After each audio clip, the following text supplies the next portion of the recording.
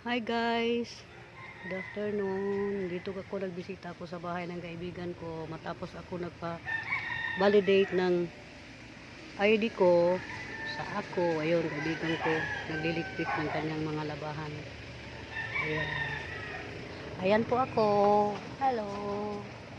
Ayan. So ayan, bahay nila po.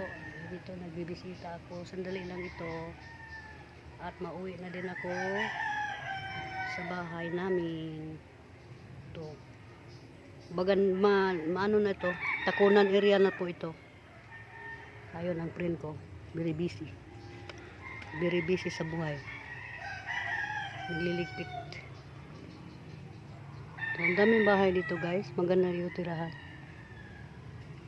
Ngayon, umaambon. Kita niyo.